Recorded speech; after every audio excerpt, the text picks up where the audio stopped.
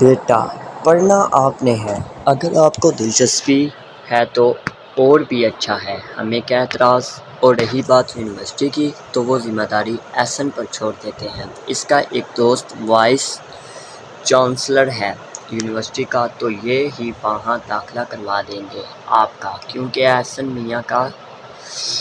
احسن میاں کیا خیال ہے؟ احسن نے مروطہ اسبات میں سر ہلایا۔ چلو ایک اور مصیبت، ابا بھی نہ۔ فاطمہ بیٹا تیار ہو جاؤ، پھر آپ بھی احسن کے ساتھ آج ہی جائیں اور دیر نہ کریں۔ احمد کے کہنے پر فاطمہ نے ایک نظر اس پر ڈالی جو کافی اکتایا ہوا لگ رہا تھا، اور خود وہ تیار ہونے چل پڑی، جبکہ احسن بار بار گھڑی کی طرف دیکھ رہا تھا کہ دیر تو پہلے ہی ہو چکی تھی اور اب نئی مصیبت گلے پڑ گئی تھی۔ پورچ میں کھڑی گاڑی کے آگے احسن کھڑا بار بار گھڑی کی طرف دیکھتا اور بے چینی میں ماتھے کو ہاتھ سے مسلتا۔ وجہ یہ تھی کہ فاطمہ آ ہی نہیں رہی تھی۔ یونیورسٹی میں بھی دیر لگنی تھی، اوپر سے اس کی بہت امپورٹنٹ میٹنگ بھی تھی۔ ابھی وہ گاڑی میں غصے سے بیٹھا ہی تھا جب اسے فاطمہ دور سے آتے دکھائی۔ بیٹھ جائیں میڈم اگر آ ہی گئی ہیں تو۔ احسن نے پاس آنے پر فرنٹ سیٹ کا دروازہ کھولتے ہوئے فاطمہ کو کہا، جو بلیک کلر کی فراک پہنے ہوئے تھی، ساتھ اس نے بڑے ہی سلیقے سے دوپٹہ کا حجاب بنایا ہوا تھا۔ فاطمہ چپ چاپ فرنٹ سیٹ پر بیٹھ گئی تو اس نے گاڑی سٹارٹ کی۔ احسن بہت تیزی سے گاڑی چلا رہا تھا اور فاطمہ کم از کم اب چپ نہیں رہ سکتی تھی۔ آپ کو مسئلہ کیا ہے آخر؟ ایکسکیوز می مس، احسن نے ناسمجھی والے انداز میں کہا، تو فاطمہ اس کے اسی مس کہنے پر گھور کر رہ گئی۔ اول تو یہ کہ میرا نام فاطمہ ہے، اور دوسری بات یہ کہ گاڑی آہستہ چلائیں، مجھے ڈر لگتا ہے۔ واہ واہ میڈم، کیا خوب کہیں۔ اگر آپ میٹنگ کا مطلب سمجھتی ہیں تو یہ بھی اندازہ ہوگا کہ میٹنگ میں لیٹ پہنچنے سے اپنا ہی نقصان ہے۔ احسن کو تو پہلے ہی غصہ تھا۔ فاطمہ نے بہتر یہی سمجھا کہ چپ رہے، سو وہ ڈرتے ڈرتے یونیورسٹی پہنچ ہی گئی۔ وائس چانسلر کے آفس میں بیٹھے جب 10 منٹ گزر گئے تو احسن نے اپنے موبائل سے عبداللہ کو کال کی، جو کہ اس کا اپنا ہی دوست تھا۔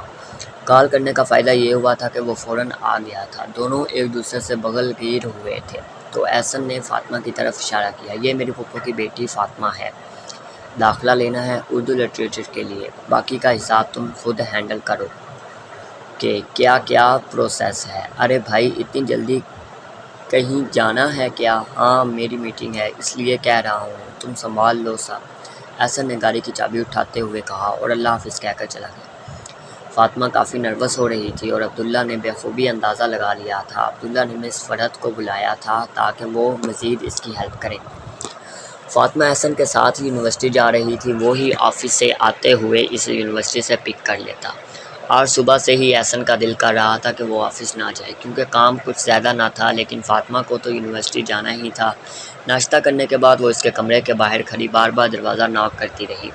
احسن کبھی تو اپنے کانوں پر تکیہ رکھتا اور کبھی کروٹ لیتا، لیکن فاطمہ بھی اپنے نام کے ایک تھی، زور زور سے بجاتی رہی۔ ایک دم سے احسن نے دروازہ کھولا تو وہ لڑکھڑائی۔ اس سے پہلے کہ وہ گرتی، احسن نے اسے بازو سے پکڑ کر سیدھا کیا اور غصے سے اسے دیکھا۔ تم ڈرائیور کے ساتھ نہیں جا سکتی کیا؟ اس کا بس نہیں چل رہا تھا، ورنہ وہ اسے کچا چبا دیتا۔ سوری کزن، ڈرائیور کو چھٹی آپ نے ہی دی تھی، اگر یاد ہو تو، فاطمہ نے طنز کیا تو وہ تلملا کر رہ گیا۔ اور اس وقت کو کون سے لگا؟ اس وقت کو سنے لگا جب اس نے ڈرائیور کو چھٹی دی تھی۔ مجھے دیر ہو رہی ہے، پلیز جلدی کریں۔ میڈم اس کے لیے آپ کو پہلے میرے کپڑے پریس کرنا ہوں گے، پھر ہی میں ریڈی ہو سکتا ہوں۔ احسن نے جان بوجھ کر ایسا کہا تھا، ورنہ کپڑے تو اس کے ہر وقت تیار رہتے تھے۔ احسن نے اسے اندر آنے کا راستہ دیا۔ فاطمہ نے بھی مجبوری کے تحت مان لیا تھا، ورنہ وہ کاموں کے بارے میں بہت سست تھی۔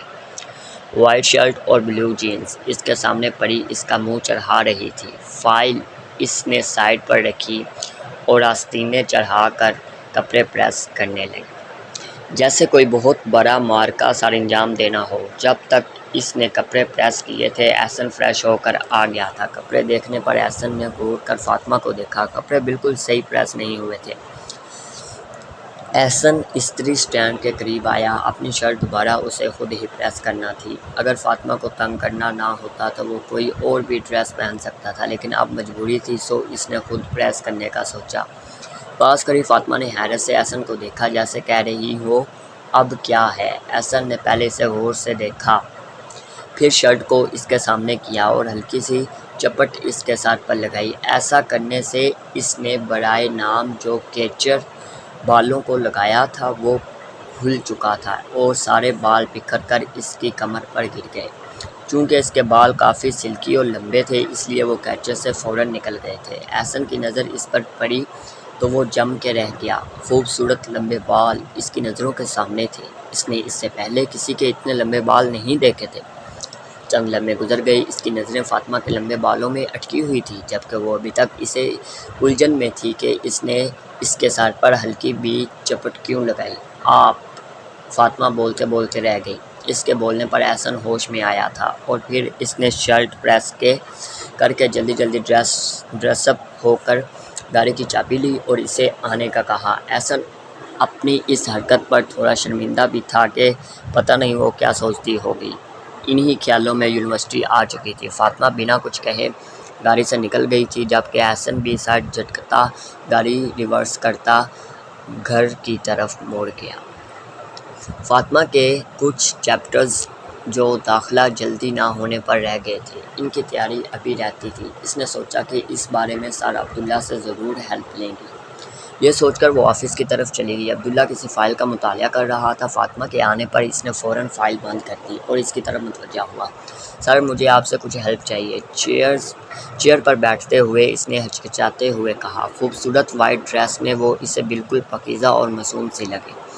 عبداللہ کے لبوں پر مسکراہٹ در آئی، لیکن اس نے ظاہر نہ ہونے دیا۔ جی فاطمہ کہیے، میں کیا ہیلپ کر سکتا ہوں آپ کی؟ سر ایکچولی میرے کچھ لیسن رہ گئے تھے تو اب مجھے وہ کرنے ہیں، لیکن کوئی بھی میرے ساتھ تیار نہیں ہو رہا لیسن کرنے کو، اور میم کے پاس بھی ابھی ایکسٹرا ٹائم نہیں ہے۔ فاطمہ کی نظریں نیچی تھیں اور صاف لگ رہا تھا جیسے وہ ڈر رہی ہو، حالانکہ اب سی وہ نہیں تھی۔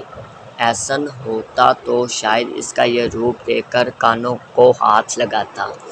فاطمہ اگر آپ کہیں تو میں آپ کو پڑھا دیا کروں گا، لیکن ایک مسئلہ ہے کہ یونیورسٹی میں تو وقت نہیں ہوتا۔ اگر آپ کو کوئی پرابلم نہ ہو تو گھر آ جایا کروں گا۔ سر میں آپ کو ماموں سے پوچھ کر بتاؤں گی۔ عبداللہ کو ہنسی آئی تھی اس کی بات پر، پھر اس نے اس بات میں سر ہلایا۔ فاطمہ نے ایک نظر عبداللہ کو دیکھا جو اسے ہی دیکھ رہا تھا۔ اس نے فوراً اپنی نظریں ہٹا لی اور اجازت لے کر آفس سے باہر آ گئی۔ چھٹی کا وقت ہو چکا تھا، لیکن احسن ابھی تک اسے لینے نہیں آیا تھا۔ عبداللہ نے اسے گیٹ پر کھڑے دیکھا تو پوچھنے بنا نہ رہ سکا، فاطمہ آپ ابھی تک یہیں ہیں، گھر نہیں جانا؟ اگر کوئی مسئلہ ہے تو میں ڈراپ کر دوں؟ فاطمہ تھوڑا سا ہچکچائی تھی۔ احسن نے آنا تھا لیکن وہ آئے ہی نہیں۔ جس احترام کے ساتھ اس نے احسن کا نام لیا تھا، احسن ہوتا تو شاید بے ہوش ہو جاتا۔ میرا بھی گھر اسی راستے میں ہے، آئیے میں آپ کو ڈراپ کر دوں۔ ہو سکتا ہے اسے کوئی مسئلہ ہو گیا ہو، اس کا فون بھی تو بند ہے۔ فاطمہ نے ٹائم دیکھا، آدھا گھنٹہ اوپر ہو چکا تھا۔ اس نے بہتر یہی سمجھا اور خاموشی سے گاڑی میں بیٹھ گئی۔ اندر ہی اندر سے اسے احسن پر رہ کر غصہ آ رہا تھا، لیکن مجبوری تھی، اسی وجہ سے اسے عبداللہ کے ساتھ آنا پڑا۔ گھر آ گیا تھا۔ فاطمہ نے دروازہ کھولا اور گاڑی سے باہر نکل گئی، لیکن تھینک یو کہنا نہ بھولی تھی۔ عبداللہ کو اس نے اندر آنے کا کہا تھا، لیکن اس نے معذرت کر لی۔ احسن جو ٹیرس پر کھڑا یہ سب دیکھ رہا تھا، اسے پہلے تو حیرت ہوئی، لیکن پھر خیال آنے پر کہ وہ اسے لینے نہیں گیا۔ شرمندگی سے اس نے ٹائم دیکھا اور پھر اپنا سیل بھی چیک کیا، جو شاید بیٹری لو ہونے پر بند ہو چکا تھا۔ لیکن ایک بات جو احسن کو کچھ خاص پسند نہیں آئی تھی وہ یہ کہ فاطمہ عبداللہ کے ساتھ کیوں آئی ہے، لیکن پھر یہ سوچ کے اگر عبداللہ کے ساتھ نہ آتی تو کیسے گھر آتی، اسے چپ رہنے پر مجبور کر گئی تھی۔ تم گھر کس کے ساتھ آئی ہو؟ فاطمہ ابھی فریش ہو کر بیٹھی ہی تھی جب احسن جن کی مانند اس کے سر پر آ کر کھڑا ہو گیا۔ اس کے سوال پر فاطمہ نے بھویں اچکائے۔ جب آپ کو پتہ ہے تو پوچھ کیوں رہے ہیں؟ کم از کم آپ نہیں لے کر آئے مجھے، اور تو تم طنز کر رہی ہو مجھ پر۔ احسن کو اس کی آخری کہی ہوئی بات پر پیش آیا تھا۔ طنز نہیں حقیقت کہی، تم آئندہ عبداللہ کے ساتھ نہیں آؤ گی، احسن نے تنبیہی لہجے میں کہا۔ اگر مجھے کوئی لینے نہیں جائے گا تو سر کے ساتھ ہی آؤں گی، وہاں رہنے تو لگی نہیں تھی۔ ہاں شکر کریں میں نے ماموں کو نہیں بتایا اور نہ آپ کی شامت آ جانی تھی، فاطمہ نے نخوت سے کہہ کر منہ پھیر لیا۔ آپ کا احسان ہے میڈم، اگر آپ نے بابا کو نہیں بتایا۔ اور ایک اور بات، آئندہ عبداللہ یا کسی اور کے ساتھ آنے کی ضرورت نہیں ہے، احسن نے حتمی لہجے میں کہا۔ تو فاطمہ آگے سے مزید بولی تھی، لینے نہیں آئیں گے تو ان کے ساتھ ہی آنا پڑے گا۔ یہ کہہ کر وہ جانے ہی لگی تھی جب احسن نے اس کی کلائی پکڑ کر جانے سے روک لیا تھا، اور اتنے دباؤ سے پکڑا تھا کہ کلائی میں موجود 3-4 چوڑیاں ٹوٹ چکی تھیں۔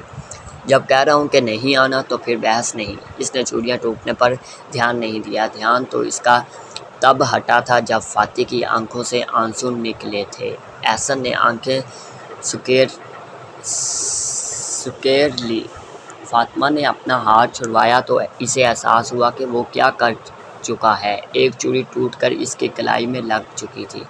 ایم سوری، وہ مجھے پتہ نہیں چلا۔ احسن کا لہجہ یکدم تبدیل ہوا تھا۔ غلطی بھی آپ کی ہے اور اوپر سے ڈانٹ بھی آپ مجھے رہے ہیں۔ بھیگی آواز سے بچوں کی سی معصومیت لیے اس نے انتہائی دھیمی آواز میں کہا۔ احسن تو یکٹک اس کی آنکھوں کو ہی دیکھے جا رہا تھا، گہری سیاہ آنکھوں میں آنسو موتیوں کی طرح جھڑ رہے تھے۔ اس سے پہلے کہ وہ کچھ کہتا فاطمہ بھاگتی ہوئی چلی گئی تھی۔ احسن انجانے میں سب کر چکا تھا، اسے اپنے آپ پر غصہ آنے لگا کہ اس نے یہ سب فاطمہ کو کیوں کہا، حالانکہ عبداللہ اچھا خاصا شریف بندہ تھا، پھر بھی احسن کو اچھا نہیں لگا تھا۔ بھائی صاحب، مجیب بھائی کسی دن منہ اٹھا کر چلے آئے تو میں کیا کروں گی، اور اس قدر پریشان ہوں کہ مجھے نیند ہی نہیں آتی۔ فاطمہ کی مجھے بہت ہی فکر ہے۔ رقیہ بیگم احمد صاحب کے پاس بیٹھی دل کے ڈر ان کے آگے کھول کر بیٹھی تھی۔ رقیہ، اگر تمہیں میری بات پر یقین ہوتا تو شاید آپ یہ نہ کہتی، لیکن بھائی صاحب بچوں کے بھی تو رجحان کا پتہ ہونا لازمی ہے نا، زبردستی تو ہم کر نہیں سکتے۔ رقیہ کے لہجے میں پریشانی اور وہم بیک وقت ڈیرا ڈالے ہوئے تھا۔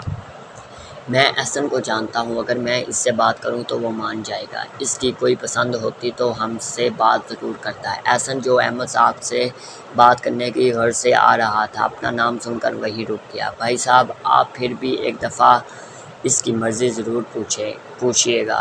رقیہ تم پریشان نہ ہو، فاتح میری بیٹی ہی جب سے وہ پیدا ہوئی ہے، میں تب سے کہہ رہا ہوں، حالانکہ اس وقت میرا احسن 5 برس کا تھا۔ اگر یہ بات نہ بھی ہوتی تو پھر بھی میں نے فاطمہ کو ہی اس گھر میں لانا تھا، تم بس کچھ وقت دو تاکہ بچوں سے بات کر لیں۔ احمد نے رقیہ بیگم کو تسلی دی تھی، لیکن یہ بات سن کر احسن ضرور ٹھٹک گیا تھا اور اس کے دل سے نو نیور ہی نکلا تھا۔ بابا ایسا کیسے سوچ سکتے ہیں فاطمہ، نو میں اس سے شادی نہیں کروں گا، بچوں جیسی حرکتیں، اوپر سے لڑتی ہی رہتی ہے۔ احسن ڈگ بھرتا وہاں سے چلا گیا تھا، یہ سوچ کر کہ وہ بابا کو منع کر دے گا۔ رقیہ بیگم کو جس بات کا ڈر تھا وہی ہوا۔ مجیب صاحب اس بات کے چند دنوں کے بعد اپنے بیٹے ثاقب کو لیے احمد صاحب کے گھر میں موجود تھے۔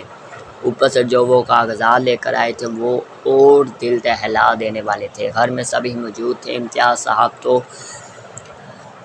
بچھڑے ہوئے شیر کی مانند غصے میں تھے کہ مجیب کی ہمت کیسی ہوئی یہاں آ کر دھمکانے کی۔ تم لوگ شاید بھول گئے ہو کہ فاطمہ اس گھر کی بیٹی ہے اور ہم اسے لینے آئے ہیں، مجیب صاحب نے بڑی رومیت سے کہا تو احمد صاحب چلا اٹھے۔ مجیب تم اپنی حرکتوں سے باز نہ آئے تو بہت برا ہوگا، اسی لیے اچھا ہے کہ تم یہاں سے چلے جاؤ۔ تم کون ہوتے ہو ہماری بات میں بولنے والے، یہ ہم دونوں بھائیوں کا معاملہ ہے، ہم فاطمہ کو لینے آئے ہیں، ساتھ میں اگر اس کے ماں باپ بھی جانا چاہتے ہیں تو ہمیں کیا اعتراض ہو سکتا ہے۔ یہ بات کر کے وہ جیسے ان کی نسلوں پر احسان کر رہے تھے۔ کس حق سے یہ بات تم کہہ رہے ہو؟ بھائی صاحب حق کی بات نہ کریں، حق تو آپ اس فائل میں موجود کاغذ میں دیکھ سکتے ہیں، مجیب نے انتہائی مکاری سے کہا تو امتیاز صاحب نے آگے بڑھتے ہوئے فائل اٹھائی۔ جعلی کاغذات اس بات کی گواہی دے رہے تھے کہ فاطمہ ثاقب کی بیوی ہے، فاطمہ اس گھر کی بہو بھی ہے، تم اسے جانے سے نہیں روک سکتے۔ وہاں موجود ہر ایک پر سناٹا سا چھا گیا تھا۔ احسن فوراً اپنی جگہ سے ہلا تھا اور نکاح نامے پر غور کرتا رہا، وہ جانتا تھا کہ یہ جھوٹا ہے۔ رقیہ بیگم اپنی بیٹی کو ساتھ لگائے سائیڈ پر کھڑی تھی۔ دفع ہو جاؤ یہاں سے مجیب، تم اس حد تک گر سکتے ہو مجھے اندازہ نہیں تھا۔ امتیاز صاحب طیش میں آ گئے۔ ابھی تو میں جا رہا ہوں لیکن پھر جلد ہی حاضر ہوں گے، اور ہاں ساتھ اس نکاح نامے کو پولیس بھی ہوگی۔ مجیب صاحب نے فائل کو اٹھایا اور دھمکی دیتے ہوئے وہاں سے چلے گئے۔ ان لوگوں کے جانے کے بعد رقیہ بیگم سے اپنے آنسوؤں پر قابو پانا مشکل ہو گیا تھا۔ امتیاز صاحب اور احمد صاحب ان کو حوصلہ دیتے رہے، جبکہ احسن کسی سوچ میں گم بیٹھا تھا۔ ماما مجھے آپ سے کچھ بات کرنی ہے۔ آنسہ بیگم کچن میں موجود تھی جب احسن وہیں چلا آیا۔ ہاں کرو بات، میں سن رہی ہوں۔ آنسہ بیگم کو یہی تھا کہ کوئی معمولی سی بات ہوگی، اس لیے وہ اپنے کام میں ہی مصروف رہی۔ احسن نے جھنجھلاہٹ میں ان کے ہاتھوں سے ٹرے لے کر سائڈ پر رکھا اور انہیں چیئر پر بٹھا کر خود ان کے قدموں میں ہی بیٹھ گیا۔ ماما وہ میں نے، احسن کہتے ہوئے بھی ہچکچا رہا تھا۔ آنسہ جان گئی تھی کہ کوئی خاص بات ہے۔ احسن خیریت ہے نا؟ بات کرو بیٹے جو دل میں ہے۔ ماما میں جانتا ہوں بابا نے پھپھو سے بات کی ہوئی ہے کہ فاطمہ کے رشتے کے بارے میں، لیکن آپ یہ بھی سوچیں نا کہ مجھے ابھی کوئی انٹرسٹ نہیں ہے، میں شادی کیسے کر لوں؟ احسن نے بات تو کر دی تھی لیکن اب آنسہ کے ری ایکشن کا ویٹ کرنے لگا، جبکہ پانی پینے کی غرض سے آتی فاطمہ کے قدم وہیں رک گئے تھے۔ احسن تمہیں کوئی مسئلہ ہے فاطمہ سے؟ ماما بات مسئلے کی نہیں ہے، بات یہ ہے کہ میرا دل اس رشتے کے لیے ابھی راضی ہی نہیں۔ آپ پلیز بابا کو بتا دیں وہ زبردستی نہ کریں میرے ساتھ۔ احسن نے دو ٹوک بات کہہ دی تھی، لیکن دروازے کے پیچھے موجود فاطمہ تو اسی شاک میں تھی کہ آخر اس کی ماں نے یہ بات کی بھی کیوں۔ اچھا تم زیادہ سوچو مت، میں تمہارے ابو سے بات کرتی ہوں۔ ویسے اگر سوچو تو فاطمہ بڑی پیاری بچی ہے، مجھے تو وہ صحیح لگی ہے تمہارے لیے۔ آنسہ بیگم نے اپنی رائے دی تو وہ یہ کہتے ہوئے اٹھ کھڑا ہوا، ماما پلیز نہ، میرے لیے بابا سے بات کریں۔ اچھا کروں گی، انہوں نے بھجے ہوئے دل سے کہہ تو دیا تھا، لیکن مرضی ان کی بھی یہی تھی یہ فاطمہ ہی اسی گھر میں رہے۔ فاطمہ پانی پیے بغیر ہی وہاں سے اپنے کمرے میں چلی گئی تھی۔ وہ سوچ بھی نہیں سکتی تھی کہ وہ اتنے بے مول ہو جائے گی۔